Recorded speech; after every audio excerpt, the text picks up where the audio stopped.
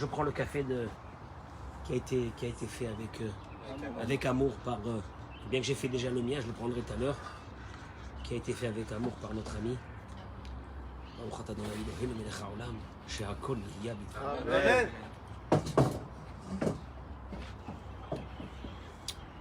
Beracha v'atzlacha be'ezrat Hashem. Toda, regardez-moi ça. Il y avait des gouttes de pluie. Tout à l'heure, il faisait pas beau. Et d'un seul coup, le petit soleil. Paris, il fait 10 degrés. Il a dit le cours de Torah de Dora Geoula doit être avec du soleil.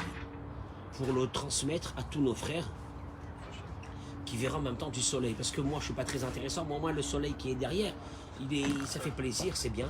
Donc, Bezrat Hashem. Pour la réfoua chez les mains.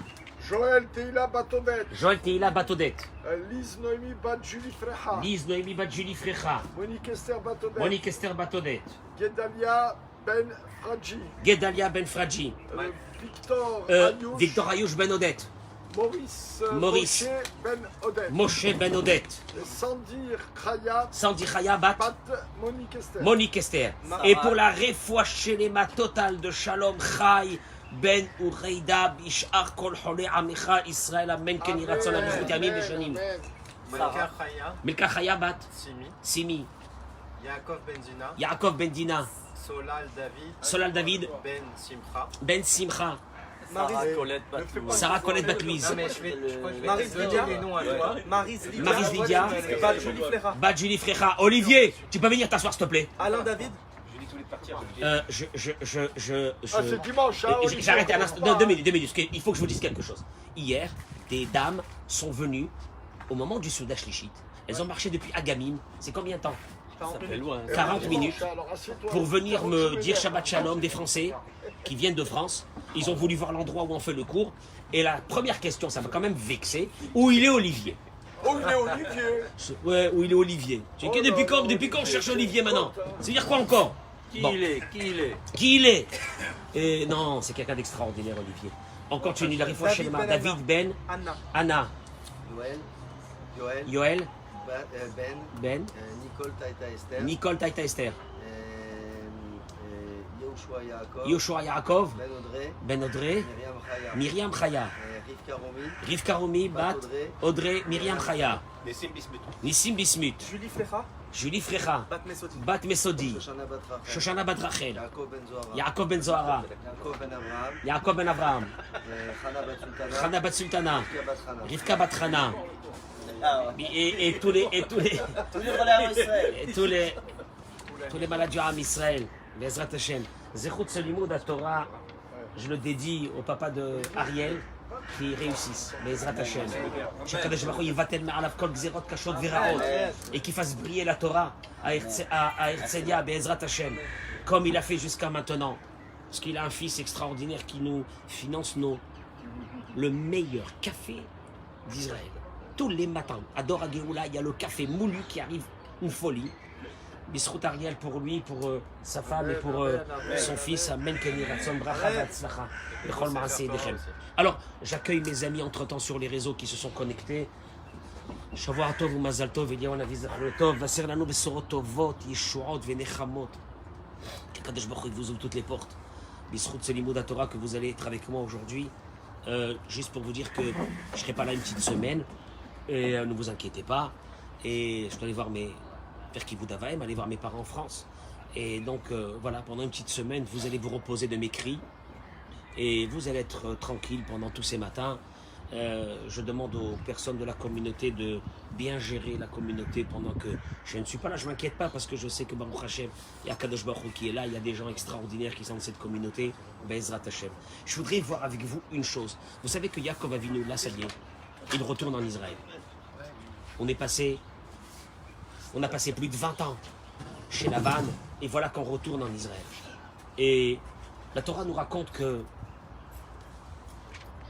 après avoir traversé le Ma'avar Yabok, après avoir traversé le gué de Yabok, il traverse et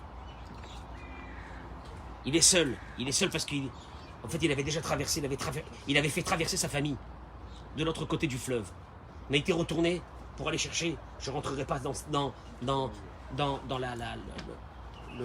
que le Midrash dit qu'il est parti rechercher des petits objets qu'il avait oubliés. Et voilà que Vaïvater Yaakov Levado, donc il était seul. Vaïa avec Ish Imo. Et un homme lutta avec lui. Ish, c'est un malach, un ange. Adalot Shachar, jusqu'au petit matin. Vayar Kilo Yacholo, il a vu qu'il ne pouvait pas vaincre Yaakov. Vaïgar Bechafirecho, il frappa au creux de sa hanche. Vateka Kafierech Yaakov, et le creux de la hanche de Yaakov se luxa, une luxation de la hanche. Pendant qu'il se battait avec lui, il lui a donné un coup. Tout ça, c'est des choses d'une grandeur extraordinaire. La Torah n'est pas en train de nous raconter une bagarre entre deux personnes qui sont en train de se battre. Ici, la bataille était une bataille entre la pureté et l'impureté. Qui c'est qui va gagner dans ce monde? C'était la bataille, la bataille ultime du Satan, du malach, de l'ange de Esav, qui est venu pour se battre avec Yaakov. Il a dit, il n'y a rien à faire, c'est maintenant le moment. Eh bien, il n'a pas pu. Vayomer, et voilà que arrive le matin, et il lui a dit, Shalecheni. Il lui a dit, laisse-moi partir. L'ange dit à Yaakov, laisse-moi partir. Yaakov ne le lâchait pas. Vayomer, il lui a dit, Lo ashalechacha, ki imberartani. Je ne te lâcherai pas jusqu'à que tu me bénisses. Vayomer Elav, il lui a dit, Mashemcha, quel est ton nom? Vayomer Yaakov, il lui a dit Yaakov. Vayomer, il lui a dit, Lo Yaakov Yamerot Shemcha, tu t'appelleras plus Yaakov, qui im Israël, tu t'appelleras Israël, qui sarita, rim Elokim, virim anashim, car tu as lutté, sarita. Ça vient du mot bataille. Tu as lutté avec le divin et avec l'homme et tu l'as triomphé. Donc tu t'appelleras plus Yaakov, tu t'appelleras Israël. Vaïchal Yaakov, j'arrive au point que je voudrais arriver. Vaïchal Yaakov Vayomer Agida Nashimcha. Bon, maintenant, lui, il avait demandé avant à Yaakov quel était ton nom. Yaakov, il lui a dit, je m'appelle Yaakov. Il lui a dit, tu t'appelleras plus Yaakov, tu t'appelleras maintenant Israël. Alors maintenant, c'est Yaakov qui demande à l'ange. Et toi, comment tu t'appelles? Suivez-moi, hein, suivez-moi dans les mots. Vayomer, il lui a dit, Lamazetish al-Lishmi. Pourquoi est-ce que tu me demandes mon nom?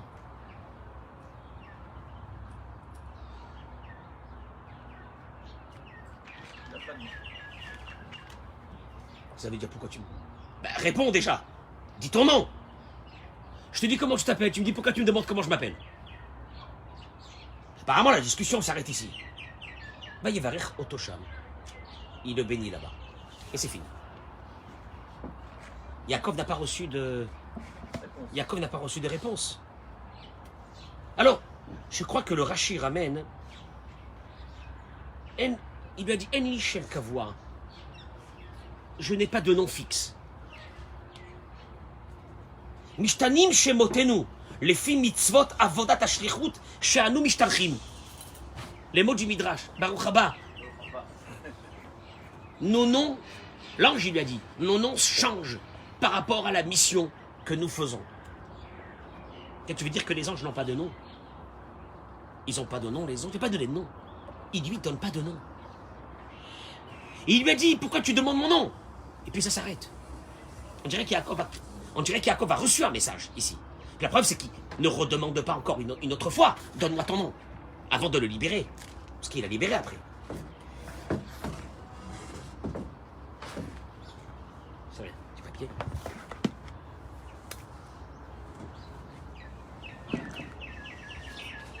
L'un de nos grands maîtres explique qu'est-ce qui s'est passé ici. Écoutez-moi bien, parce que vous savez bien que je ne suis pas en train de vous expliquer la paracha, ça ne m'intéresse pas. Ce que j'explique ici, c'est notre vie à nous. C'est ce qui m'intéresse. Un de nos grands maîtres explique que... D'abord, l'ange de Esav, le Satan, l'ange de Esav, demande à Yaakov, Mashemra, ça a commencé comme ça, quel était ton nom? Gaïnou, qui veut dire, Ma mekor akoach shelcha. Il voit qu'il n'arrive pas à le gagner. Ils se sont battus avec des noms divins. Ils se sont battus avec une force divine. Yaakov, à ce moment-là, se battait avec lui comme un ange qui se bat avec un ange. On est dans une autre dimension. Hein. On n'est pas dans une bagarre. On voit des fois des gravures. L'ange qui se bat avec Yaakov comme ça. C'est pas comme ça du tout. Ça n'a pas été ça la bataille. La bataille, ça a été sur l'avenir du peuple d'Israël. Est-ce qu'on existera ou on n'existera pas? Et il lui a dit, d'où tu as cette force? Il lui a dit l'ange, à Yaakov. C'est ça son nom. Mashemcha, ça veut dire, c'est quoi ta force? Yaakov, il lui a dit, ma force c'est Yaakov. Il lui a dit, parce que moi, c'est comme le talon. Yaakov vient du mot le talon. C'était ça son nom qui lui avait été donné, parce qu'il attrapait le talon de Esav au moment de la naissance. Il lui a dit, moi je rentre pas, moi j'existe dans les petits coins, j'existe en catimini, je suis toujours caché, je suis toujours caché. Alors il lui a dit à ce moment-là, c'est fini, à partir d'aujourd'hui c'est fini. Il m'a dit, comme tu m'as gagné, maintenant Israël, à quoi Israël, Bi'oz ou Bigvura, n'aie pas peur, vas-y, vas-y. C'était pas évident, c'est pas évident pour le peuple d'Israël de recevoir cette bracha. Vas-y, existe, mais existe en grandeur. Tu n'existeras plus. Voilà, c'est au fait ce qu'il est en train de lui dire. Il est en train de lui dire, pendant des générations, tu vas vivre caché. Le peuple d'Israël a passé, ce peuple d'Israël a passé des choses atroces. Il a vécu caché. Il a vécu dans des ghettos. Il a vécu dans des endroits où on l'a écrasé. Il a vécu au Moyen-Âge. Au Moyen-Âge, ce qu'il a vécu, le peuple d'Israël. Je pourrais vous faire des cours qui termineront pas une journée entière sur les souffrances qu'ont vécu le peuple d'Israël. Ce petit peuple-là qu'on a voulu le détruire, le déraciner dans le monde entier. Il n'avait pas le droit de vivre, il n'avait pas le droit d'avoir des terres, il n'avait le droit de rien. Mais il m'a dit un jour tu verras Israël, un jour tu vas fleurir, tu vas devenir un pays puissant. Tu vas devenir un pays où le monde entier va te regarder pour comprendre comment il faut vivre. Il a fallu qu'il y ait le Covid pour que le monde entier avait les yeux braqués sur Israël, à savoir comment il gérait la crise. Tu te rends compte? Tu te rends compte, Israël, 2 fois la Seine-et-Marne. 2 fois la Seine-et-Marne. Rien. Aujourd'hui, les journaux d'économie dans le monde entier proclament, depuis déjà à peu près une semaine, que la monnaie la plus forte du monde, c'est le shekel. Vous m'avez rendu compte? Vous êtes jeune. Moi, j'ai vécu ici à 35 ans, 40 ans, où le shekel, il valait rien. Tu arrives en Israël avec toi, avec le franc, t'achetais comme ça, tu recevais comme ça des shkalim. C'est une folie. C'est une folie. On voit que c'est la fin des temps. On voit que c'est la fin des temps. Que toutes les grandes technologies arrivent d'Israël. Toutes les grandes inventions commencent ici. Pour ne citer que le Waze et qu'est-ce qu'il y a encore? Mobileye. Hein? Mobileye et compagnie. Mais le monde entier vient aujourd'hui puiser dans ce pays toutes les chormot, toutes les sciences extraordinaires. Ça, c'est le peuple d'Israël. Il lui a donné cette bracha. Mais c'est pas ça le thème aujourd'hui. Alors, Az Yaakov, Shoel et Tsarosh et Esav. Et là, on arrive à une chose extraordinaire. Halohua Satan va Yetzerara. Il parle avec l'ange de Esav, qui est le Satan et qui est le Yetzerara. N'oubliez pas, l'ange de Esav, c'est le Satan, c'est le Samechmem, c'est le Satan et c'est aussi le Yetzerara. Et il lui dit, Hagidana Shemcha. Je suis désolé, il y a Coca-Cola qui passe derrière. Je fais de la publicité à Coca-Cola gratuite. Apparemment, ils ont un mérite. Le Yetzerara, il lui dit, Hagidana Shemcha, donne-moi ton nom. Kelomar. Toi, tu m'as demandé à travers mon nom quelle était ma force. Je t'avais dit que pendant des millénaires, je vais naviguer comme ça en cachette, ça va être ma force pour pouvoir rester. Et tu m'as dit qu'un jour, je m'appellerai Israël. Ça veut dire que le nom présente quoi? Le nom présente quoi? C'est pas un nom. Le nom, il présente quoi? La définition de la personne. Toute la définition, toute la force de la personne. Alors il lui a dit, donne-moi maintenant toi ton secret. Yetzerara, je veux ton secret aussi. C'est pas je veux ton nom, je veux ton secret. Comment tu fais pour retourner la tête de quelqu'un? Le mec, il était bien, il était tranquille. Je le retrouve quelques mois après, il a tout perdu. Il a perdu sa femme, il a perdu ses enfants, il a tout perdu. Il a claqué sa famille, il a claqué son fric, il est devenu fou. Qu'est-ce qui s'est passé? Comment tu fais pour rendre fou quelqu'un? Ça va, c'est intéressant. Mais Shivlo Amalach, il lui répond, Lama Zetisha Alishmi, pourquoi tu me demandes mon nom? Zeme Korkori. Anichai Mikar Shebnadam, Lo Shoalim Sheelot. Pourquoi tu me demandes mon nom? Traduction, ma force à moi, elle est que personne ne demandera mon nom, donc ne demande pas mon nom. Qu'est-ce que ça veut dire? Qu'est-ce que ça veut dire? Une chose extraordinaire.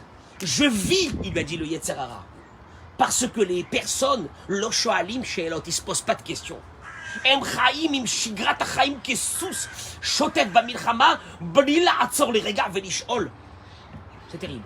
Il lui dit, si un jour il y a un qui s'arrête et qui se demande quel est mon nom, c'est-à-dire qu'il est en train de voir que sa vie, elle est en train de basculer à cause du Yetzirara. Je suis mort, il m'a dit le Yetzirara, je suis foutu moi. Moi on ne demande pas mon nom.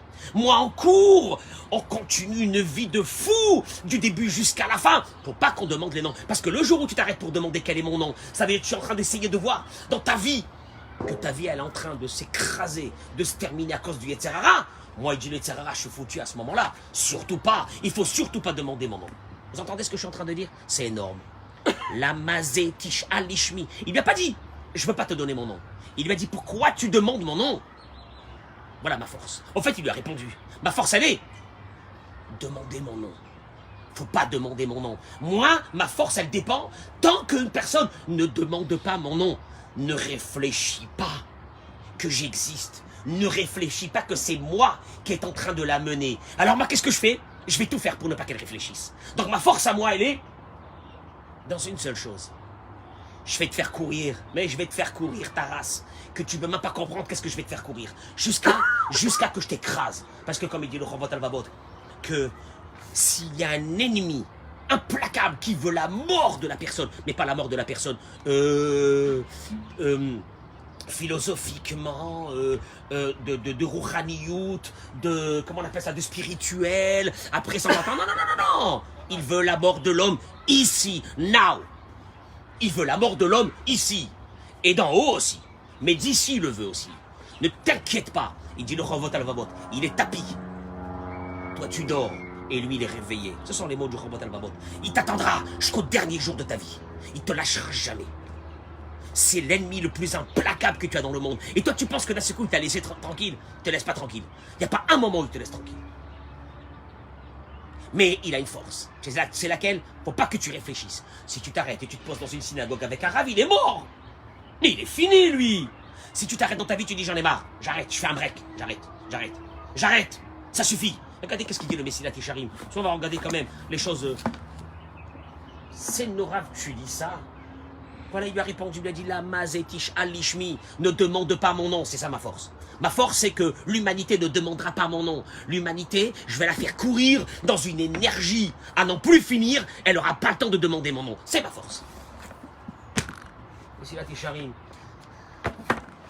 Chaval, dommage que beaucoup de personnes n'écoutent pas. Partagez-moi ce cours. N'écoute pas ça dans leur vie. Parce que, encore une fois, tu crois qu'il y a des personnes qui sont mauvaises ou méchantes? C'est pas vrai. Il y a simplement des personnes que le Yetzirara, il leur a pris la main et il est en train de leur faire une course. Et moi, des fois, je vois des personnes comme ça et je me dis, mais où ça va se terminer? Où? Comment ça va se terminer? Dans 25 ans, comment ça va se terminer? Je sais pas. Je fais la vérité, je sais pas. Il oulé Hachem be'ezro eno yacholo. Heureusement qu'il y a Dieu qu'un beau matin, il va l'arrêter. Mais il va l'arrêter, il va le fracasser. Pas pour le fracasser. Il va l'arrêter pour qu'il fasse un break. Et le jour de ce break-là, il est très douloureux. Mais il est obligatoire chez un être humain. Celui qui aura la chance, il aura ce break. Celui qui n'aura pas la chance, il n'aura pas ce break. C'est la course. Ça ne s'arrête pas. Regardez les mots du Messilat Yesharim. Et c'est là, il dit, je traduis directement en français, une très belle traduction de Rav Mordechai Shriki, Shalita, extraordinaire, il faut dire son nom parce que c'est lui qui a traduit tous ces livres-là, et La Voix du Juste, dans les éditions Ramchal, exceptionnel. Il dit, regardez, et c'est là en vérité un des stratagèmes du Yetzirara, une de ses ruses. C'est quoi? Que d'accabler le cœur des hommes par un travail ininterrompu. Tu ne t'arrêteras jamais. C'est la course. Il ne faut pas que tu t'arrêtes. De sorte qui n'ont plus de loisirs, de temps pour analyser et méditer sur la voie à suivre. Pourquoi tu es venu dans ce monde? Pourquoi tu es venu dans ce monde? Tu te crois plus intelligent que tout le monde. Mais tous ceux qui se sont crus aussi plus intelligents que tout le monde, ça fait très longtemps qu'ils sont déjà 4 pieds sur terre. Des milliards de personnes qui se sont crus invincibles, intelligents, success story. Ils étaient sûrs que ça y est, leur vie, elle était là et qu'elle allait jamais se terminer. Ils sont tous partis. Mais une chose, il aura donné le Yetzer Hara. Il n'aura pas donné le loisir. Le loisir pour analyser et méditer sur la voie à suivre. Pourquoi tu es venu dans ce monde? Le penchant au mal, c'est bien qu'il suffit de peu de temps aux hommes pour prendre garde à leur voie. Il sait que le temps, il sait que l'homme a besoin d'un laps de temps qui s'arrête un moment. Et là, il va commencer à réfléchir. Faut pas qu'il réfléchisse. Et qu'aussitôt, parce que s'ils avaient ce temps-là, eh bien, ils font le deuil de leurs mauvaises actions. Et voilà. T'as Mévin, Avalou Lorotse, il n'y a rien à faire. Les intentions du penchant, du Yetzer Hara à l'égard de l'homme, relèvent du même principe. Que quoi? C'était que le même principe que Paro. Quand ils sont venus, Moshe et Aaron, et qu'ils ont dit à Paro, on est venu pour libérer le peuple d'Israël, qu'est-ce qu'il leur a dit? Il leur a dit libérer. Vous êtes venus pour libérer. Vous êtes en train de réfléchir, quoi. Vous avez du temps à réfléchir que vous avez besoin d'une libération. Ah, on aurait voulu être libre. Ah, vous avez du temps pour réfléchir. Je vous enlève ce temps. Alors maintenant que le travail devient, il a ordonné. Avant, on leur donnait la matière première pour construire les briques, pour faire les briques. On leur enlève la matière première. Ils auront double travail pour aller finir la même mesure de murs et de pierres et de façades qu'ils devaient faire dans la journée. Il n'y a rien à faire. Et là, ils auront plus le temps de réfléchir. Le même système, il n'y a pas de problème. On t'enlève la réflexion, à partir de là, comme une petite poupée. Tu vas suivre les Yetzer Hara, tu termineras pas. Il est bien évident que malgré le contrôle qu'un homme peut exercer sur lui-même, il ne peut triompher sans l'aide de Dieu. Heureusement qu'on a besoin de l'aide de Dieu. Car le Yetzer Hara est très puissant. Toutefois, si l'homme prend soin d'épargner sa propre personne, alors l'aide de Dieu, Dieu l'aide et il est sauvé. Alors, on va te demander une chose. Tu veux que Dieu il t'aide? Fais un arrêt. Fais un arrêt. Fais un arrêt. Fais un arrêt, il va t'aider. Fais un arrêt, il va t'aider. Mais s'il ne prend point garde à lui, il est certain que Dieu ne veillera pas sur lui. Car si l'homme n'a pas pitié pour lui-même, qui en aurait pitié pour lui? T'as pas pitié pour toi, tu veux qu'il t'aide Dieu? Et puis quoi encore? Et ça va dans toute notre vie. Dans toute notre vie. Le fric. Je vois des familles, ils ont voué leur vie au fric. Je vois leurs enfants, des adolescents, fracassés du cerveau. Il ne reste plus rien d'eux. J'en ai vu un, j'étais choqué. Pas un, Mechila, mais une jeune fille, en train de prendre une bouteille de vin et de boire comme ça. Comment elle va devenir un jour une maman? Comment elle va devenir un jour une maman? Sacrifiée sur l'autel du fric. Mais les parents, ils n'ont pas le temps de réfléchir. Le matin, ils n'ont plus le temps de respirer jusqu'au soir. Et quand ils ont du temps, ils prennent ce temps-là vite et ils le remettent encore dans un système où ils n'auront pas de temps. Les sorties, les loisirs, les jeux, le poker, la boisson Shabbat, tout est fait. Tout est fait. Demande-moi, attrape une personne. Tu sais quoi? Des fois, Kadosh Baruch Hu, il a pitié de quelqu'un. Tu sais comment il a pitié de quelqu'un? Il le met en prison. Ah, il a fait une bêtise, il le met en prison pour un moment. Et il va sortir de prison, ben Ezrat Hashem, il n'y a pas de problème. Ne vous inquiétez pas. Mais ce moment d'arrêt, c'est des cadeaux d'Hachem. Pour... Ça suffit. Qu'est-ce qu'il y a? Tu sais qu'est-ce qu'il y a? Il y a un poison qui s'appelle notre entourage. Cet entourage-là qui te donne des standings, qui te fait naître des standings. Des malheurs. Vous appelez ça des standings, des malheurs. Vous voulez voir c'est quoi un vrai standing? Venez, je vous amène moi à Beit Vagan. Venez, je vous amène moi à Kiryat Yovel. Des vieux appartements, tout pourris. Des milliers d'avrichim qui tous les matins ils sortent avec leur Gemara. Et les femmes, elles vont au travail. Venez voir c'est quoi ce Olam, ce monde-là, comment il peut être beau. Ils vivent dans le minimum du minimum. Mais ils sont bien. Ils sont dans le chemin de Dieu. Ils sont dans une voie extraordinaire. Ils sont très loin de ce standing. Vous croyez qu'ils sont malheureux? Si ce standing nous amenait le bonheur, on l'aurait su, ça fait très longtemps déjà. Mais venez voir s'ils sont malheureux. Venez voir comment ils éduquent leurs enfants. Sans téléphone, sans iPhone, sans télévision, sans Netflix, sans ces appareils maudits là, comment on les appelle? Avec les manettes. Comment on les appelle? Les marchemam. Comment vous faites rentrer ça dans la maison? Hein? Comment on appelle ça? Des consoles. Des consoles? Pas des consoles, c'est des cercueils. C'est des cercueils, c'est pas des consoles. Vous avez pas honte. Oui, mais tous les voisins, tous les amis, ils ont, tout le monde a. Vous avez pas honte. Et là, toi et tes enfants, vous n'aurez pas une minute de libre. Une minute de libre. Tout est fait pour ne pas avoir une minute de libre. Et de réfléchir que la vie, elle passe. Elle passe. Elle passe. Et tu étais venu pour quelque chose d'autre. Tu n'étais pas venu pour ton enveloppe, qui de toute façon pourrira un jour dans un trou.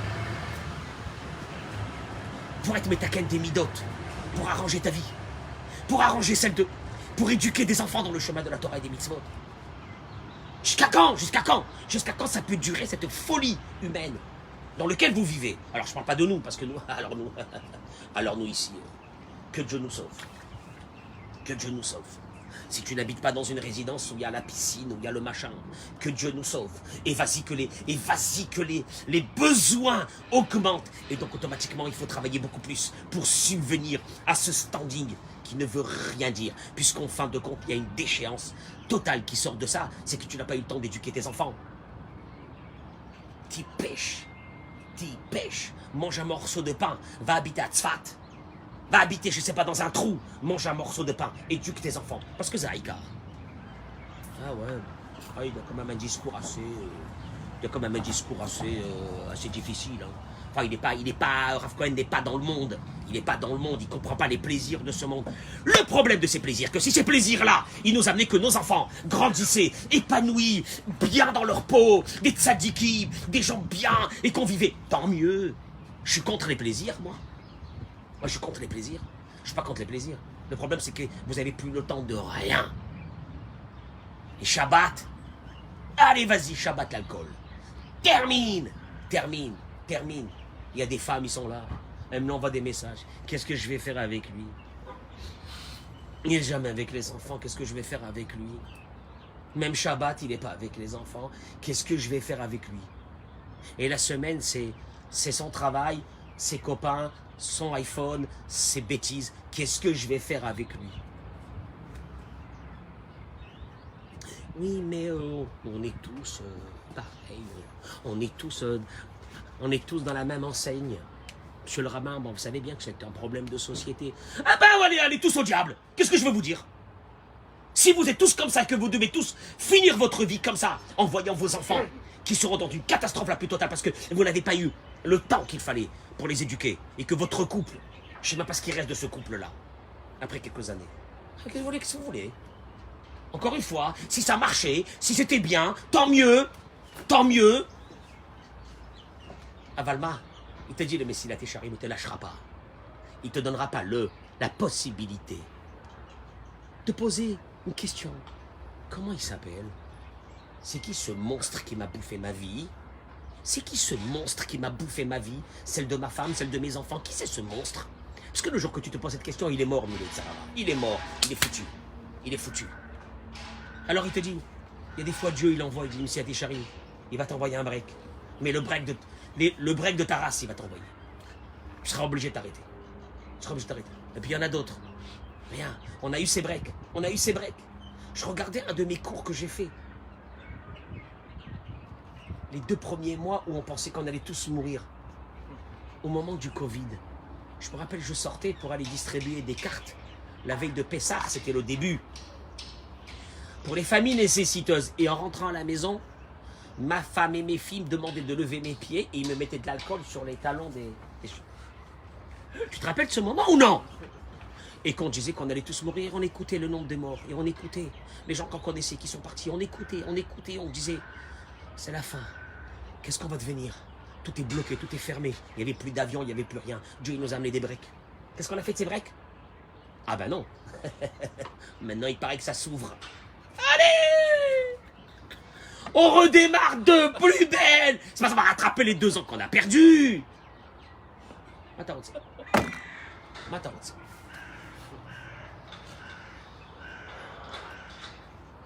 Très bonne journée. Excusez-moi que j'ai plombé. Je vous ai plombé. Excusez-moi que je vous ai plombé.